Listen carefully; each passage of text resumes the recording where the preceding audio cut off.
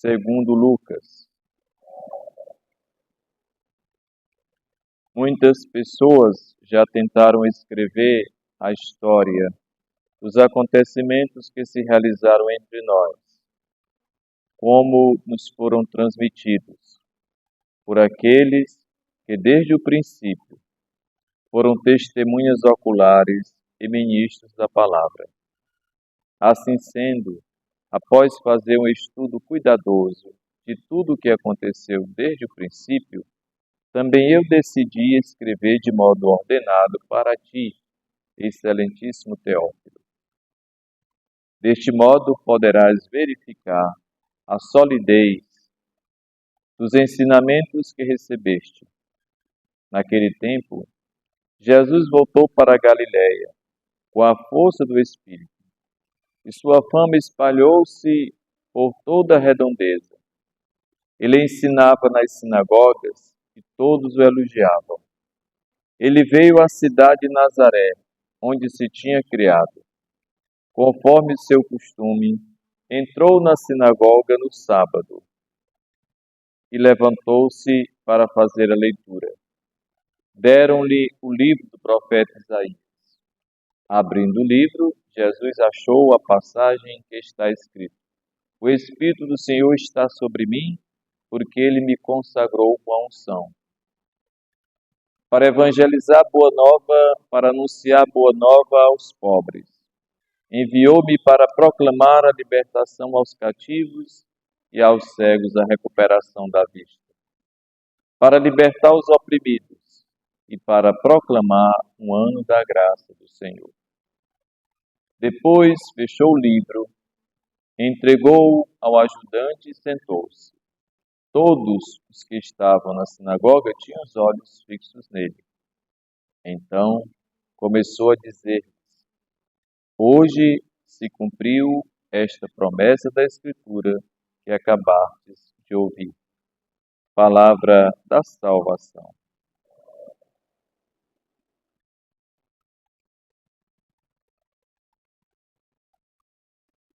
Queridos irmãos e irmãs aqui reunidos nesta Igreja Matriz de Nossa Senhora do Amparo, quando também celebramos o ano santo jubilar da encarnação de nosso Senhor Jesus Cristo. Um tempo de graça especial que somos chamados a vivenciar, sobretudo com o nosso testemunho, a nossa convicção diante do mundo cada vez mais autossuficiente, que dentre as suas postulações está aquela de sempre, dizer que o homem pode ser feliz sem Deus.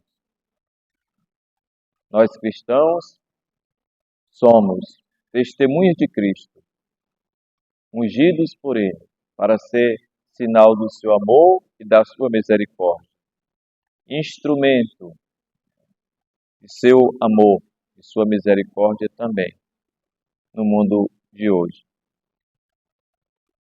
Como no domingo passado, voltamos a insistir sobre este momento que a Igreja de Teresina está vivenciando, o tempo das inscrições. Para aqueles que se apresentarão brevemente para um aprofundamento, para conhecer Jesus, para conhecer mais a fé católica, para se sentir robustecido pela prática da fé, para testemunhar ao mundo justamente esse Cristo ressuscitado, que liberta o ser humano, que o retira da situação humilhante a que seus pecados o levaram. E então este anúncio chega a todos que não fizeram suficientemente esta experiência com nosso Senhor e agora desejam fazer. A igreja está de portas abertas, não só para as crianças que vão iniciar a sua preparação para uma caminhada descobrindo nosso Senhor Jesus Cristo através dos instrutores, através daqueles que serão seus condutores por este belo caminho da fé, para instruí-las e para formá-las. para dar-lhe a consciência o mais cedo possível de que elas são partícipes do povo eleito pelo sacramento do batismo. Daqueles adolescentes que ainda vivendo neste mundo não obtiveram o sacramento do batismo por circunstâncias adversas, mas que agora também a Igreja os chama para a experiência com Nosso Senhor. Ou aqueles que em idade adulta ainda não conheceram o amor de Cristo em suas vidas. São aqueles que talvez tenham feito uma preparação, tenham desistido. Ou aqueles que não tenham tido a oportunidade de conhecer Jesus, porque ninguém nunca falou-lhes sobre o amor de Deus, a sua misericórdia. Ou até mesmo aqueles que se prepararam apenas e unicamente para receber o sacramento, mas não se sentiram vinculados, como há pouco me referi, não se sentiram partícipes da vida eclesial. Todos são chamados. As portas da igreja estão abertas. Nós iremos ao seu encontro. A nossa secretaria paroquial está acolhendo a todos para iniciar esse tempo do anúncio, esse tempo de uma formação querigmática, esse tempo de mistagogia, que faz parte do itinerário da nossa fé e que a Sagrada Liturgia, a própria iniciação à vida cristã, nos propõe. Abracemos esta causa que é de todos nós, que é da Igreja de Teresinha.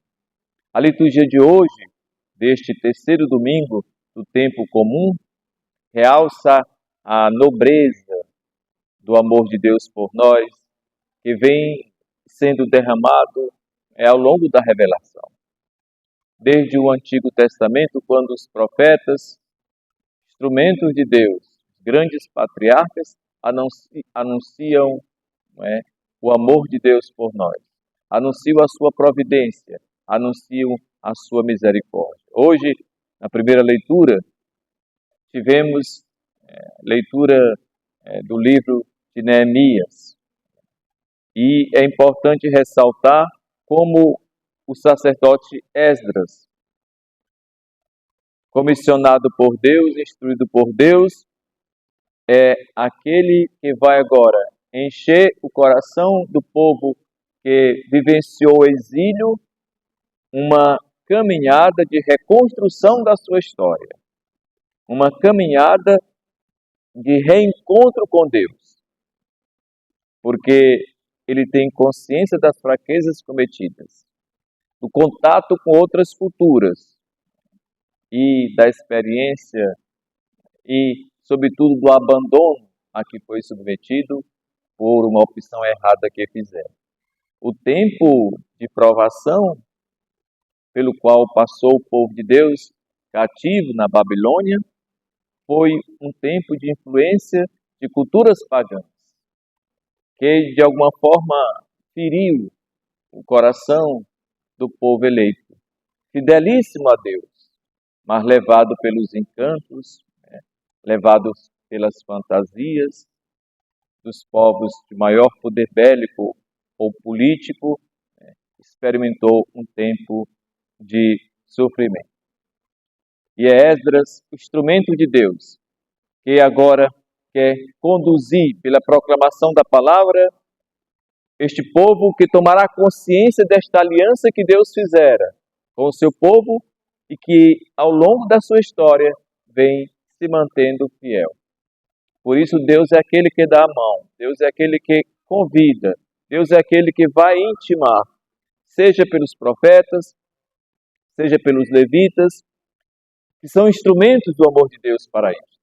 E Esdras está justamente neste momento a proclamar, conforme nós ouvimos na leitura do livro de Neemias, a palavra de Deus como instrumento que agora chega ao coração daquele povo que por um tempo abandonou a palavra, experimentou a situação do exílio e que agora reconstrói a sua história.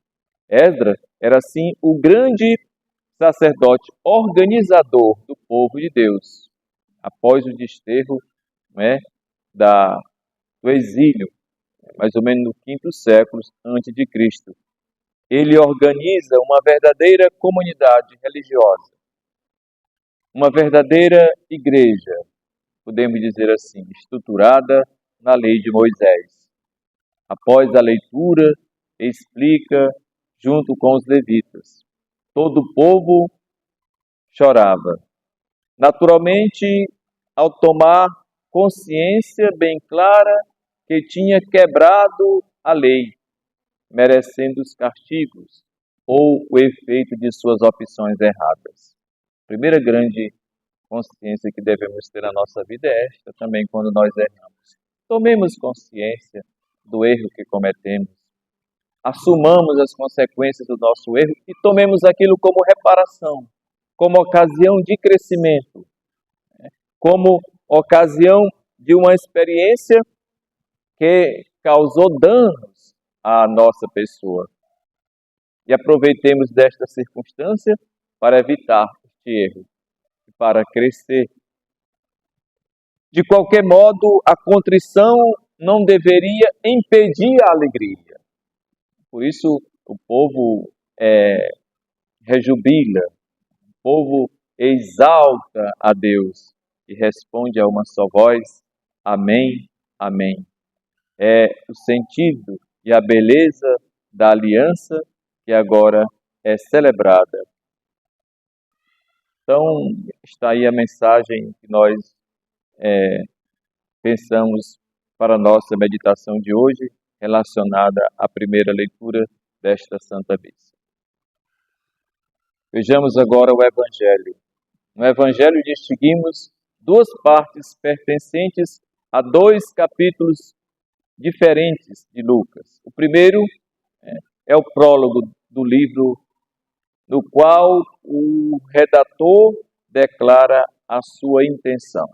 O segundo é uma autoapresentação de Jesus na sinagoga de Nazaré, onde, aplicando a si mesmo o texto do profeta Isaías 61 e